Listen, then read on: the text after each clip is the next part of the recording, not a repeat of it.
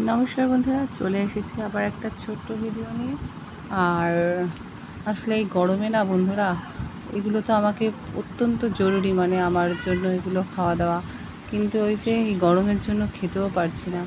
আর এগুলো না খেলেও আমার হবে না, যার জন্য তোমাদের সাথে শেয়ার করি যে আমি এই কালো কিশমিশগুলো খাই, এই আমন্ড খেতে হয়, আর কালো খেজুর যেটা বলেছিলাম। আর খেজুরগুলো এবার অনেক দিন ধরে খাচ্ছি না, অনেক দিন ধরে পড়ে আছে।